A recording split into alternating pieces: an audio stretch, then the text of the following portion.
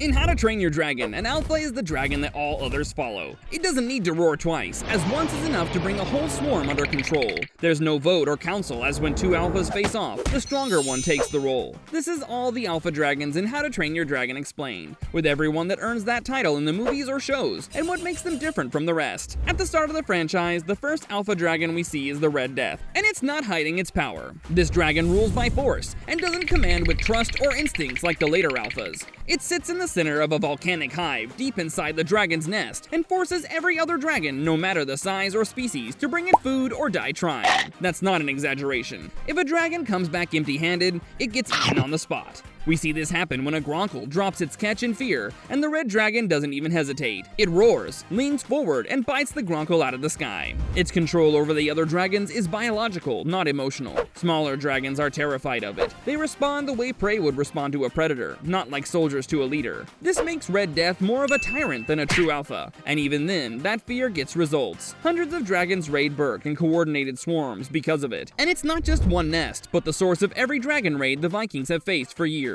In battle, it's the biggest single dragon in the original trilogy. Its size is absurd, over 300 feet long, large enough that Toothless and Hiccup look like insects flying near its head. It breathes fire with enough force to level stone towers in one shot, and it moves through air and lava with equal control. Its wingspan generates a wind blast strong enough to shake ships and buildings, and it tanks multiple direct hits from other dragons without flinching. Toothless lands a clean plasma blast against it, and it doesn't even slow down. But its size becomes its weakness. In the final fight, Toothless uses agility and timing to lure it into crashing. With Hiccup guiding him, they bait Red Death into chasing too fast, pull up last second, and the dragon smashes straight into a cliff. Even after that, it still takes a final blast to the jaw and collapses into the volcano before it dies. That's after being shot, hit, burned, and slammed through stone. The Red Death is on this list because it's the first dragon shown with true alpha-level influence. It blends every dragon in its nest to its will, not by bonding or connection, but by raw fear. It leads through dominance and power alone. And even though it falls in the end, it sets the standard for what an alpha can control when other dragons are too scared to fight back. Drago's Bewilder Beast is the second alpha we see in How to Train Your Dragon 2, and it doesn't show up as a protector. Drago already has it chained and under control by the time we meet it. The movie never explains how he managed that, but when it comes out of the ice, it's already doing what he says. The second it appears, the fight changes. It blasts through the ice, takes one look at the sky, and every dragon there, including Toothless, just freezes. Then it roars, and that roar flips everything.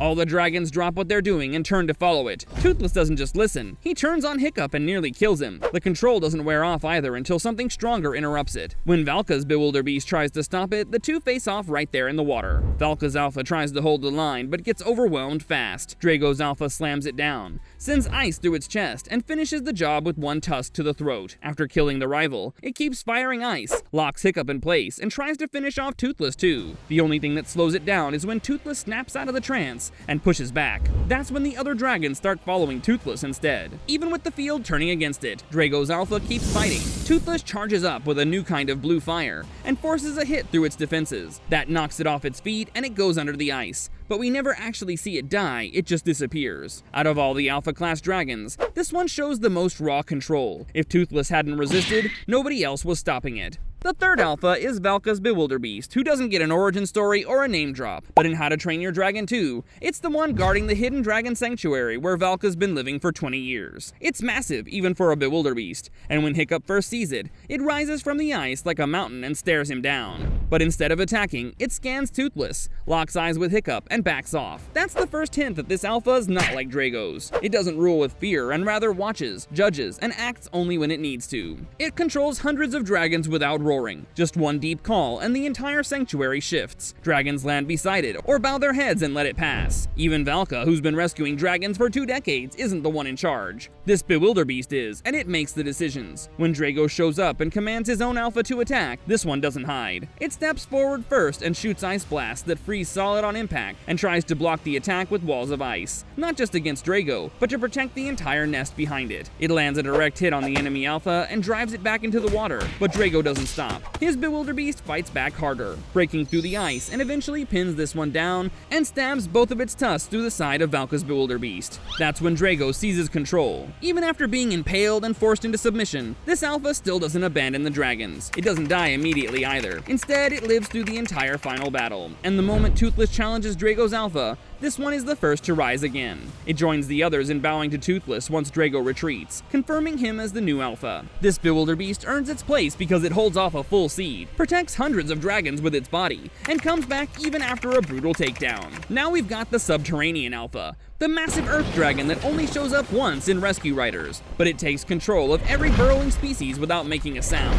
It just rises out of the cliffs, and right away, the Gronkles, the Grittraws, and Slobberangs stop thinking for themselves. Even Burple turns and leaves them with no warning. This alpha doesn't fly, doesn't roar, and doesn't give orders, but none of that matters. The second it's above ground, every underground dragon follows it without question. The Rescue Riders don't figure it out immediately, but just watch their dragons shut down one by one. When it finally reveals itself, it's massive, layered in rock armor, and barely moves unless it needs to. Burple ends up under its influence and nearly wrecks the entire village just by trying to guide the alpha's path. The team doesn't beat it with strength. What they do is they find a way to block the connection, and that's the only thing that stops it. It never trades blows with another alpha, and it doesn't show the same range as something like the Red Death, but it changes the power balance of that episode just by being there. That's why it makes the list. In Rescue Riders, most dragons stick to one skill. This one pulls an entire species under its control just by showing up. It doesn't go higher because we don't see how it would hold up in real battle. There's no sign it could take a direct hit from a dragon like Toothless or last in open-air combat, but underground it wins without trying. Last up is the Forever Wing, a dragon so massive and buried in the land that it takes a while before anyone even realizes it's alive. It only appears in Dragon's Race to the Edge, and when it does, it's covered in dirt, trees, and moss like a walking island. The first time the riders find it, they mistake it for part of the landscape until it starts moving. It doesn't speak or roar to assert control. It just sits in one place and lets every wild dragon nearby come to it. In that episode, dragons like the Smothering Smoke Breaths and others from the forest bring food to its mouth like offerings. They don't resist, don't need commands, and don't break away, which shows it holds a natural alpha presence without needing force. Even Toothless doesn't challenge it. The riders stay cautious, and there's no real battle because there's no way to even approach it directly. It doesn't rush into fights like the Red Death, or use Icy Blast like a Bewilder Beast. It stays still and uses the environment instead, raising trees, shifting terrain, and blocking anyone from getting close unless it allows it. When the riders try to figure out what it wants, they're stuck. They can't scare it off or force it to leave. It's not interested in control for the sake of power,